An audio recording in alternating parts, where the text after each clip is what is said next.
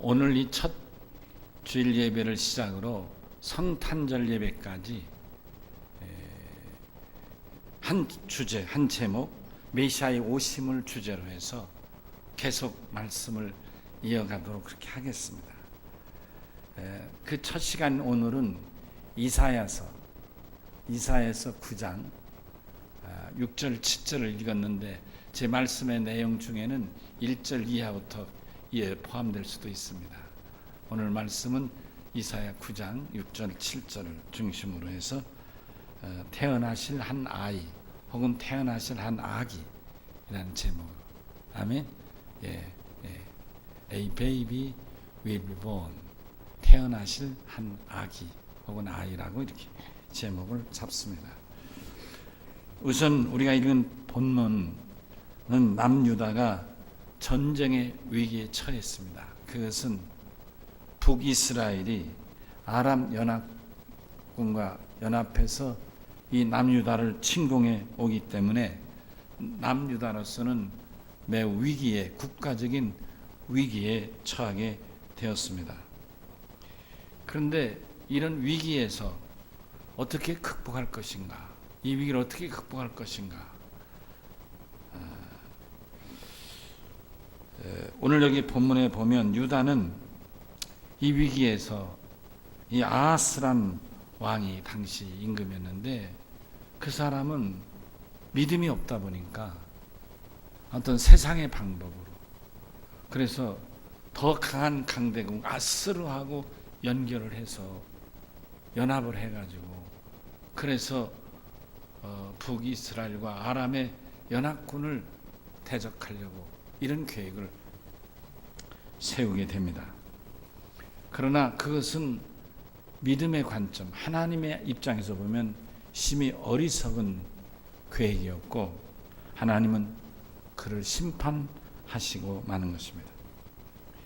전쟁을 이기게 하시는 여호와 하나님은 유다를 대적하는 이 북이스라엘과 아람에 대해서 철저하게 심판하시는 반면에 남유다에게는, 하나님을 의지하는 남유다에게는 다윗의 후손으로 오시는 메시아를 통해서 남은 자들을 중심으로 이스라엘 예루살렘의 왕국을 이루실 것을, 메시아의 왕국을 이루실 것을 예언해 주셔서 그 메시아의 왕국은 장차 하나님이 주권적으로 공의와 평화의 나라를 만들어 주실 것을 말씀합니다.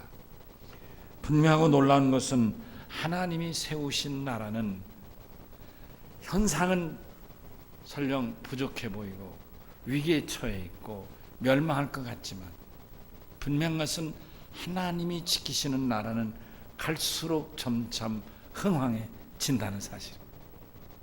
그러나 사람들이 생각하고 신앙이 아닌 믿음 밖의 생각으로 지금 그들이 훨씬 앞서는 것 같고 강한 것 같지만 결국 그들은 갈수록 약해지고 망할 수밖에 없다, 그런 말인 것입니다.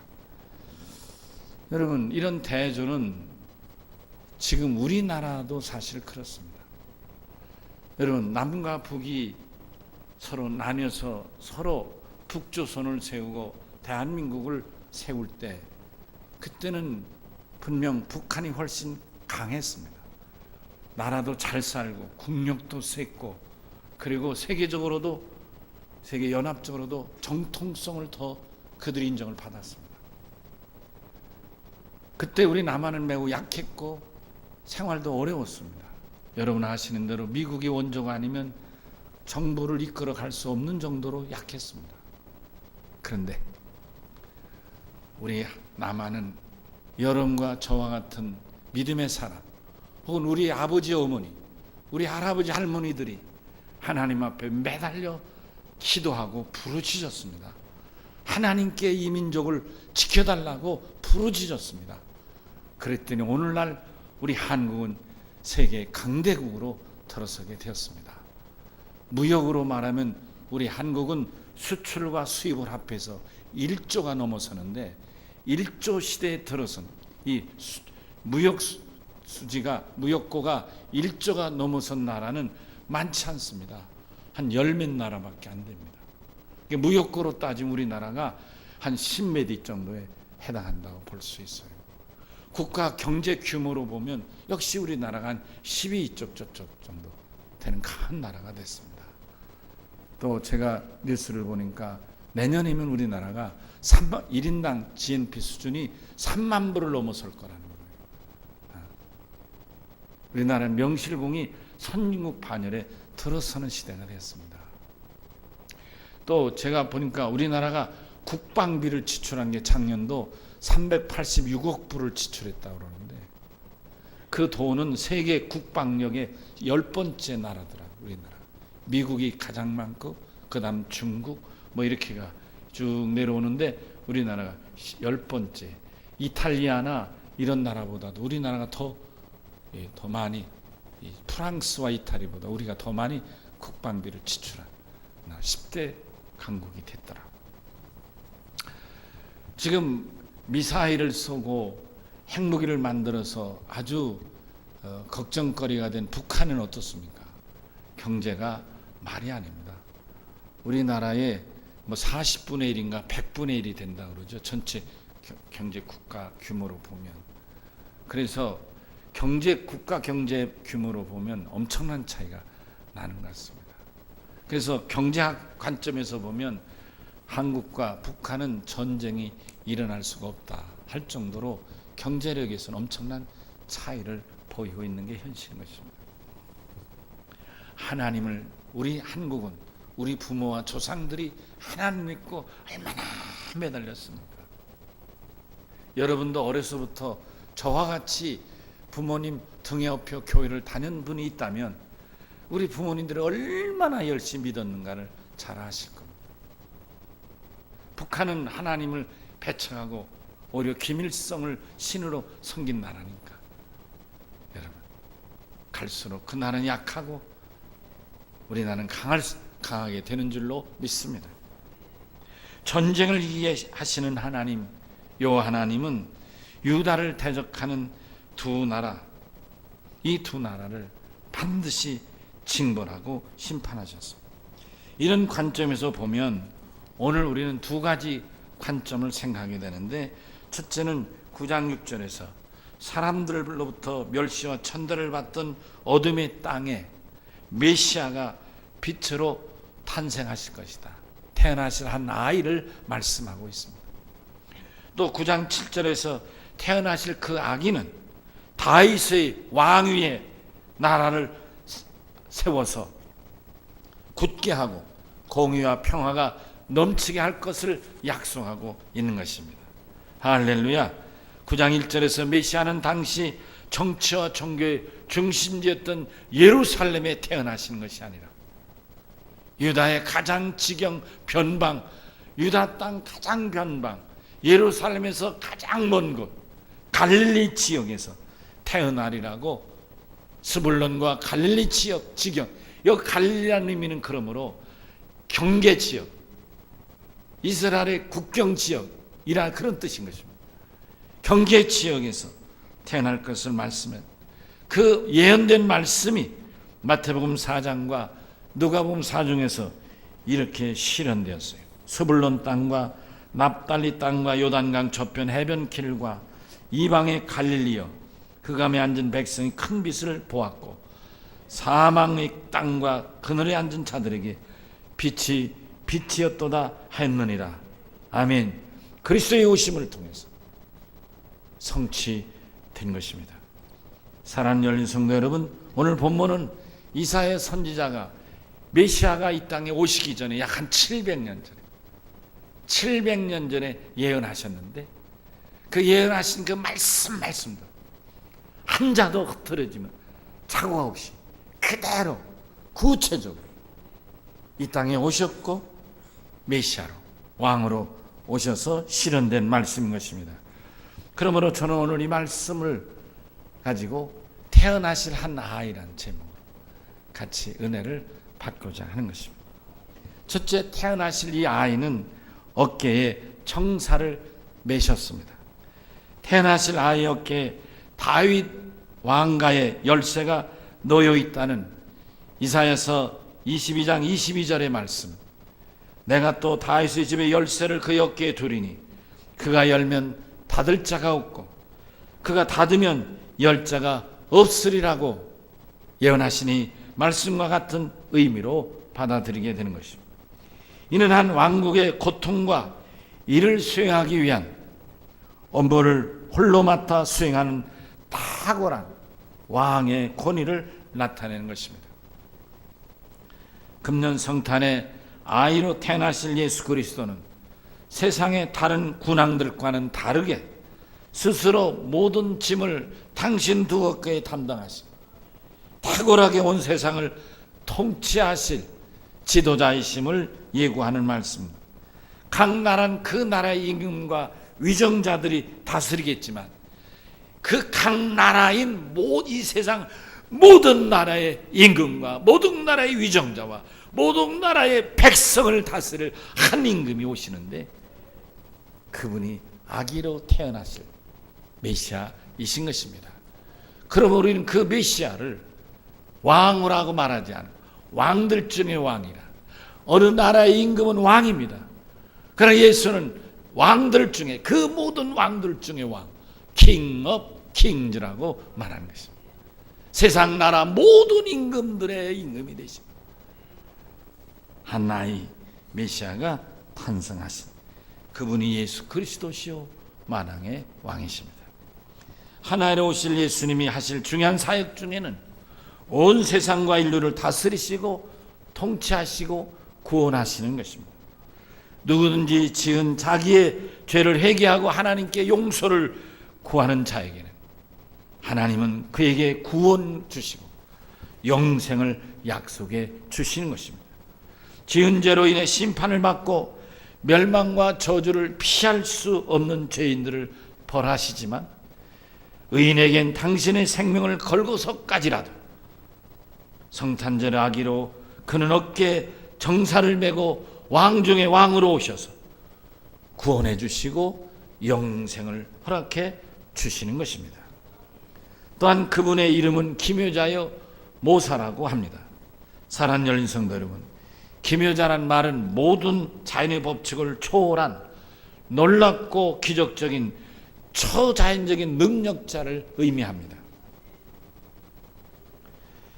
초자연적인 능력자인 기묘자로서 메시아가 이 땅에 오셔서 행하실 사역 중에는 당신이 이 땅에 오심 자체가 초자연적인 능력임을 말합니다. 우리들이 잘 알고 있는 대로 금년 성탄에 한 아이로 오실 예수는 동정녀 마리아에게서 성령으로 잉태되어 이 땅에 오십니다. 오직 하나의 예수 외에는 모든 인류가 다 자기 아버지가 있어요. 자기 어머니가 있어요. 저도 아버지가 있고 어머니가 있고. 여러분도 그렇죠? 다 아버지가 있고 어머니가 있죠. 그렇지만 예수는 그렇지 아니하니 동정녀 마리아의 몸을 입어 잉태됐지만 그 잉태는 아버지가 아닌 성령으로 잉태되었다는 말씀인 것입니다. 그러므로 성령으로 오심의 아이기 때문에 오심 자체가 초자연적인 능력이라는 말씀인 것입니다. 뿐만 아니라 기묘자이신 예수 그리스도는 공생의 사역 중에 만나게 되는 수많은 각색 병든 자들을 다 고쳐주셨습니다. 불치병자도 고치시고 무슨 병자도 고치시고, 여러분 아무도 고치리라고 꿈도 꾸지 않던 나면서부터 앉은뱅이도 고치시고 귀신 들린 사람도 고치시고, 아멘 합시다. 문둥병자도 고치시고, 아멘, 중풍병자도 고치시고, 눈면 소공도 뜨게 하시고, 혈루증으로 앓던 여인도 고치시고. 그뿐입니까?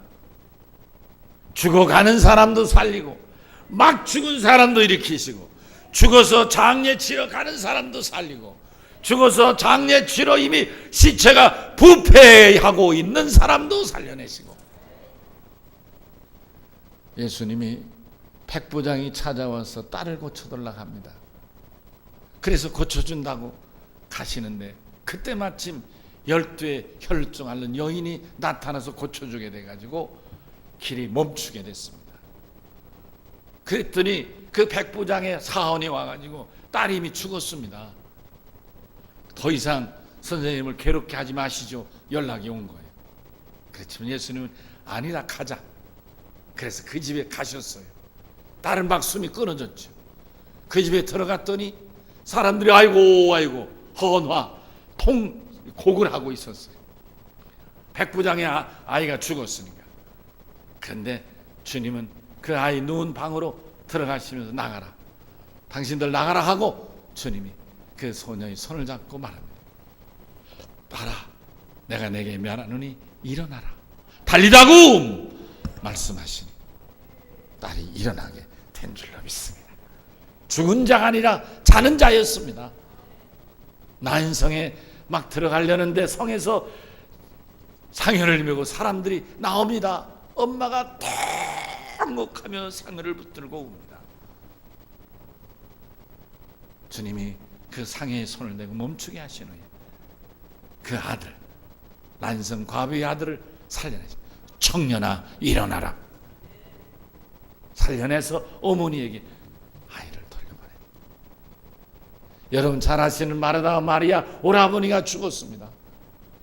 예수님 오시라는데 예수님이 머뭇거리며 안 가셨어요. 수일이 지난 4일이 지난 후 가보니까 이미 장례 치러서 무덤에 있어요. 냄새가 나요. 그 마리아가 뭐랍니까? 아니 선생님 오시려면 조금만 일찍 오셔서 오라버니가 죽기 전에 오셔야지요. 죽어서 장례 치는데 오시면 어떻게 해요? 울 때 주님도 같이 눈시울이 붉어지면서 우신 모습을 보입니다. 그리고 마리아와 마르다에게 내 오라버니가 어딨나 가자. 이미 장사 지냈는데요. 그래 그래도 가자.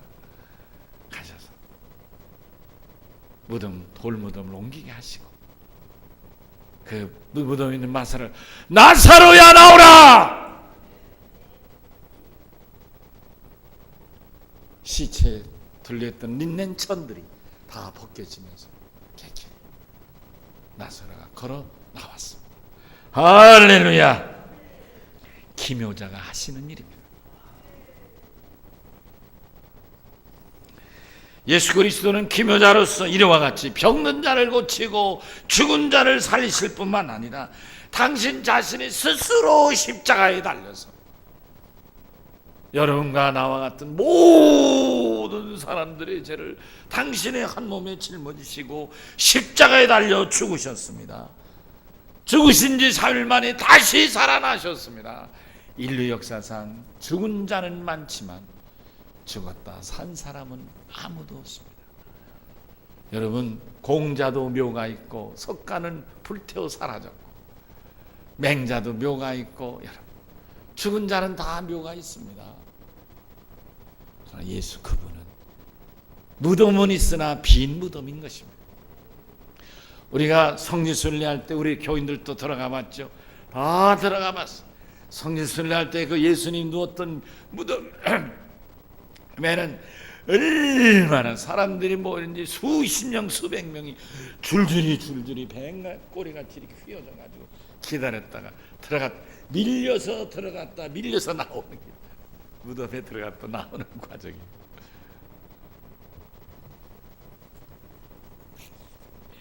자연적인 이치로 살펴볼 때 어떻게 죽은 자가 살아날 수 있겠습니까? 기묘자이신 예수, 성령으로 잉태하신 예수는 애당초 이 땅에 오실 때부터 우리와 다른 방법으로 오셨습니다. 우리는 아버지의 씨를 받았지만은 예수는 성령으로 하나님 아버지의 성령으로 잉태하신 초자인 방법으로 이 세상에 오신 말 그대로 기묘자이신 것입니다. 또한 기묘자이신 그는 전능하신 하나님이요 영존하시는 아버지시며 평강의 왕이십니다. 이 세상 나라의 어느 누가 감히 기묘자로 오시는 메시아를 대적할 수 있겠습니까? 이 세상 어느 곳에도 기묘자이신 전능하신 하나님을 대적할 자는 없습니다. 그분은 작고 큰 모든 전쟁을 언제든지 이기시는 분이십니다. 모든 전쟁을 이기시는 전쟁의 신이고, 아멘, 전쟁의 왕이십니다. 여러분, 사무엘상 17장에 기록된 골리앗과 다윗, 소년 다윗의 전쟁을 여러분 아실 겁니다. 사람들이 얘기할 때, 야, 그건 말도 안 된다, 야, 그건 골리앗과 다윗이네, 이렇게 말하는 수가 있어. 그게 뭐예요? 그거는 얘기가 안 된다, 상대가 안 된다는 거예요. 그 게임이 정당하지 않다, 그런 말인 거예요. 일방적이다. 어떻게 이해할까? 아마도 이렇게 이해할 수 있을 것 같아요. 대학원 청년생이 유치원 아이하고 게임이 붙는 것과 같을 거예요. 여러분, 말이 되겠어요? 얘기 안 되잖아요. 그러나 전쟁의 결과는 다윗이겠어요. 다윗이 어립니다. 키도 작습니다. 전쟁에 나선 적도 없습니다. 그렇기 때문에 풍전트와 같은 국군을 맞이하는 임금 사울도 다윗이 안쓰러워서 자기의 갑옷을 씌워주지만 갑옷도 맞지 않고 벗어놓고 나서게 되었습니다. 그러나 그 전쟁은 다윗이 이깁니다. 아멘. 여러분, 사무엘상 17장 47절에 소년 다윗은 골리앗을 향하여 이렇게 외칩니다. 여호와의 구원하심이 칼과 창에 있지 아니함을 이 무리로 알게 하리라. 전쟁은 여호와께 속한 것인즉 그가 너희를 우리 손에 붙이셨느니라. 할렐루야.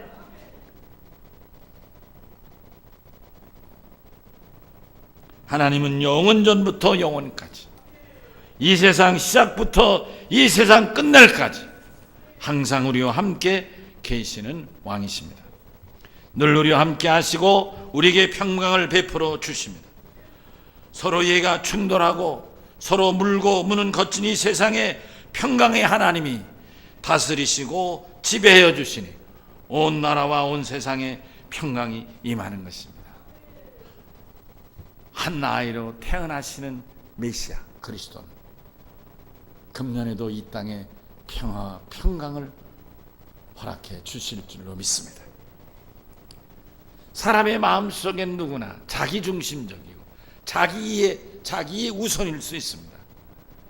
그것이 개인에겐 문제가 없지만 공동체를 살아갈 때는 충돌이 일어날 수밖에 없습니다. 작게는 불하고 크면은 국가 간의 전쟁도 여기에서 시작되는 것입니다. 저는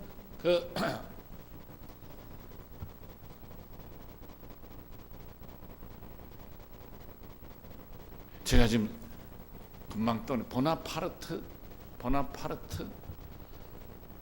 프랑스의 유명한 나폴레옹. 오케이.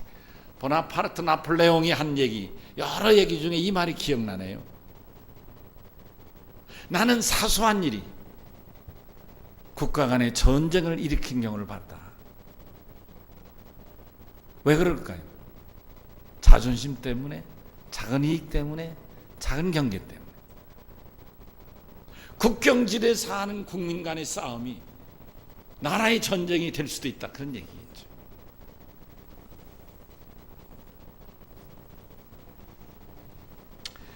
금년 성탄에 태어나실 한 아이는 평강의 왕이십니다. 예수를 왕으로 모시면 여러분 개인이 평화롭고 여러분 가정이 평화롭게 되는 것입니다. 부모와 자녀가 예수를 믿고 평강의 왕이신 그분을 중심에 모시면 평화로운 가정을 이루게 되는 것입니다.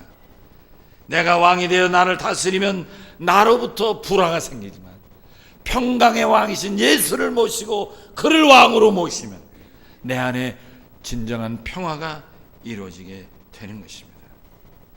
아이로 오실 예수가 사랑하는 성도 여러분의 개인에게와 가정과 우리 교회와 이 민족의 진정한 평화의 왕으로 오실 줄로 믿습니다. 태어나실 한 아이는 정사와 평강이 무궁하며 다윗의 보좌 위에 앉아서 그 나라를 굳게 세우고 지금 이후로 영원토록 공평과 정의로 보존하실 것이라 여호와 열심히 이루리라고 말씀하고 있습니다. 할렐루야. 사랑 열린 성도 여러분, 금년 성탄에 태어나실 한 아이가 다스린 나라는 영원한 나라입니다. 그러므로 예수를 구세주로 믿고 왕으로 영접한 성도는 반드시 예수 그리스도와 함께 영원한 천국에서 영생할 줄로 믿습니다. 이 놀라운 구원과 영생의 진리를 믿으시면 나같이 아멘 합시다. 아멘. 왕으로 태어나신 한 아이가 다스리는 그 나라는 영원한 나라입니다. 다함이 없습니다.